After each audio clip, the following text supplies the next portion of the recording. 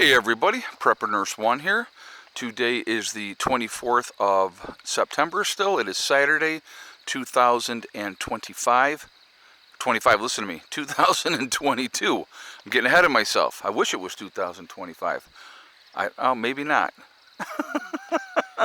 But anyway, so I wanted to do a second video for you guys. I got a couple hour nap in and I feel much better. I feel very refreshed.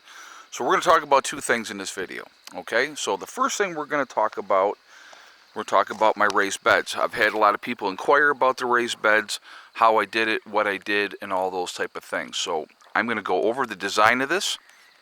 We're going to talk about what I did, what I would change, and how I did everything, okay? And so I'm going to absolutely say to you, please steal my design. It works fantastic. So first of all, before we start, what would I change with my raised bed? Absolutely nothing.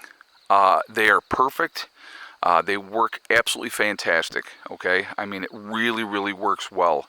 And so I definitely, well worth the investment. I have 9 raised beds here. And the investment that I have in these 9 beds is about $6,000, okay? And you're probably going, holy crap, that's a lot of money. But that's block, rebar, concrete, dirt, and all those type of things. So we're going to go over this really quickly. So each bed is going to have 90 concrete blocks in it. All right. So what you have, the way that the design is set up, through the center here, 1, 2, 3, 4, right? 3 on the bottom, 3 on the top. In the fourth one, you have the ends of the other ones. So the way that this was done is, so what you would start out with your build. You got 1, 2, 3, 4, 5, 6, 7, 8, 9, 10, 11, 12. The way that I started this build out, I started on this end, and I had 3 blocks in the center, right, on the bottom here. 1 block facing this way on that end. This end also, same exact thing. 1 block facing that way. And then what I did, once I got that in and got that leveled out, I put the 4 blocks in the center here, as you see on there, right? And then when I was building this, I went down just a little ways this way. And the way that I did it to keep the beds at the same distance, because if you are building this yourself and you're trying to do it by eye, your beds are going to wobble out or they're going to wobble in. So what I did is I took a stick and I measured the distance from this side here to that side there, and I got that stick and cut it exactly the way I wanted it. So when I put in, so there's that first block, right? Started there. When I put in the second block, I took that stick at the bottom of the bed, ran it across, put that down, put my blocks in, made sure they were level again, and then that way they were the exact distance what they needed to be. Once I got that done, so I did like 1, then I did the second block. Then what I did is I came back up here, I put that second row in, and then I put in this block next. All right, I built up one end all the way, so that block, and then I put the third block in. So that end, I made sure it was perfectly the way I wanted it, perfectly level across, and all those type of things. Now, I built my beds, what I did is I put gravel all the way through everything to start with, all right? And as I was building, ground is not always level, I was pulling stone from inside the bed on the bottom on either side to bring everything up to level. So after I did that, I built up and I've got this end done, right? So what I did after that, and if you look, and I'm going to pull this off of here so you guys can see this. These are just end caps. That's all these are here. That's just a finishing stone when I was done, all right? So what I did Now on some of these I did it a little bit different, but on this one I did it a different way. So what I did is after I got that end set, I took a piece of rebar, I put that in here, drove that a 5-foot tall piece of rebar, drove it down so it was below the lip, so that piece of rebar is right in here. Then I put a piece of Quikrete in here. I'm going to show you on another one here. Let's see if this one is, if it was done. I did it this one different. No, okay, hold on. Let me see. I think it might be. Let me look on this one. I wanted to just kind of show you what I'm talking about with this, what I've done. All right. By the time I got to this last bed here, I had really gotten it down. Yeah, so here's what I did on this one. And this is what I would recommend, okay, just for preferences. On your corners, rebar on this one, rebar on this one, and then I did rebar on that one. Then it was every other one after that. So if I pull off this one, okay, what you will see, that hole's empty, then the next one's full. Then, and that's how that will be all the way down. But your corner pieces on your edge, you're going to want to have that really solid so it's not going to go anywhere. Put the rebar down through, and then put the Quikrete in there. So then again, so that corner is going to be like that. Then you have the empty hole, then you have the next piece of rebar in Quikrete, and this next one over here will be the same thing. Okay?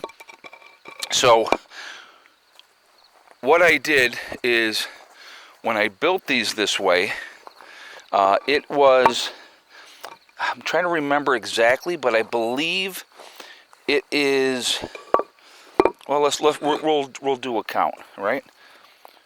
1, 2, 3 for the corner, 3 on that corner, then 1 here, you got that corner, then 1 here. So that's 3, 3, 4, 5, right? So then we go 6, 7, 8, 9, 10, 11, 12, 13, 14, 15, right? So it would, so that whole thing would be 15, then 15 this way, that's 30 altogether, all right? So you're looking at 30 pieces of rebar. Now what I did do as well with, did I do 2 in some of the corners? No, so you're looking at 30 pieces of rebar. Now rebar, a 5-foot tall piece of rebar, is going to cost you probably about $5 a piece, I think, in that range. So it's not cheap.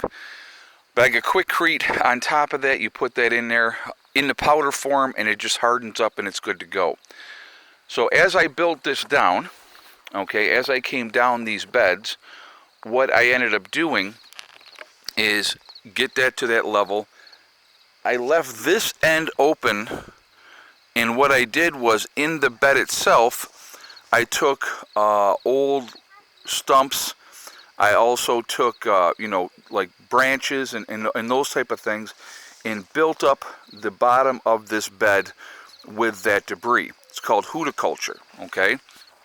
And if you're doing that, what happens is, once you put your dirt in there, over the years, that will break down underneath, and all those nutrients and stuff will come up. Now, if you guys remember, and you can see how settled these beds are right now, you can see how settled they are. When the spring started this year, I had added more dirt. Hold on one second. There we go. I added more dirt. They were mounded. Over the course of the year, they will settle in. What I would suggest is every year adding more dirt in here. You're bringing in new nutrients. Now, what I used in here was composted cow manure. All right? Been sitting, turned over, black, rich dirt, full of nutrients, full of good stuff. What we'll do up here, when the fall comes, we'll load these beds up with leaves, and then we'll cover that up, and that'll have time over the winter to break down. That again adds more nutrients to your soil. Your soil, folks, is 90% of your growing. If you have good soil, have a good base, it's going to make it much, much better. Then we ended up I worked my way down, filled that in, and then finally did the end once I got all to that point. So the whole lower bed is all filled with debris, sticks, stumps, and all those type of things. Then we had the composted cow manure dirt brought in, filled up the beds. Then I ended up doing, like I said, the end caps. So for each bed, you're looking at 90 concrete blocks. I believe it's either 27 or 30 pieces of rebar per bed. For some reason, I got 27 in my head, but I believe it's 30 pieces of rebar per bed. And then I think what it was 27 bags of Quikrete. Maybe that's what it was. But so you get all that. You get that part done, then you get your end caps. So again, you got 3 on the ends, 1, 2, 3, well, it's 12. It'll be 12, 24, 25, 26, 27, 30 end caps as well. And you have a raised bed, and my sister's right here, and we'll ask her, do you enjoy the raised beds? Oh, absolutely. You do not have to bend over to the ground to do anything. You don't have to bend over, guys. Beck, if you want to hold us a second, I just want to show. So if I'm working in my garden, I can stand on the outside here, and I can reach past the halfway point anywhere on my bed. Anywhere. So if I'm over here, I can be here. So I can reach into this bed at any level, never having to bend over. Now, what is the benefit of that? We are all getting older, and so that makes it really, really convenient, and it's a great way to garden. And for picking, yes. It's like the peppers. They're right there. Right, just like the peppers are right there. The broccoli. Yeah, everything is right there. It works out really, really well. So this video just ended up being about the raised beds and not the other thing I was going to talk about. But that's okay. That can be another video on another day. But I hope that this really helps you guys if you were thinking about doing raised beds. I will be doing this again in West Virginia. The only thing that I am going to do different in West Virginia is I'm going to have a raised bed here. I'll have a raised bed next to it with enough walkway in between. Again, I can take a wheelbarrow through here, right? And I can do that. What I'm going to do in West Virginia is I'm going to put a greenhouse over the entire top of these raised beds because it's a better way to control your environment. If you have hail, if you have high winds, your crops are not going to get destroyed and you're not going to have those issues. So any questions, feel free in the comments. Please like, comment, and share this video. I hope this information helps. I'm going to tell you what, guys, this has been an amazing thing to have, and I'm really, really grateful, and it worked out great. And here's the other part of it as well. Unlike wood-based raised beds, this don't have to be replaced. This should outlast me. So that's the beauty of that. Oh, I think that rain is coming. I just got a couple of sprinkles on me. So this raised bed should outlast me. So this will be here long after probably I'm in the ground. Wonderful thing to have. So again, soil is everything. Make sure you're enriching your soil every year. And I will tell you this, we do no pesticides in our garden, and we had huge, I think we had over 350 cucumbers off of 6 plants this year. And again, I contribute that to soil. But if you have that deep of a bed, right, it's going to work out really, really well. And it's very convenient and it works great. Well, guys, thank you so much for listening. I do appreciate that. Remember, we are all in this together. We are one race called the human race. As soon as we can figure that one out, we will be in much, much better shape. Also remember to hug and kiss the ones that you love. Tell them every single day. Tomorrow is not guaranteed. We never know what's going to happen in life, so it's really important to tell the people that we care about every day how we feel. Last but not least, STD. Step, thing, and day. One step at a time, one thing at a time, and one day at a time. Whatever you're trying to do, whatever you're trying to accomplish, you can do it. The only person that is going to stop you from reaching your goals is you. That's it, nobody else. Stay positive, stay away from the negativity, and you're going to be just fine. One last thing that I will recommend when you do this, have a level with you. Okay, you want to keep everything level. You want to keep things at the same. So as you're working your base down with your level, you're checking at each aspect of the way down. it can get out of whack really, really quickly. And if you can see all the way down here, that's the same level, okay? Things are going to settle, it happens, but if you get your good base built, you're going to be in much, much better shape. All right? Have a great day. Prepper Nurse 1 out for now.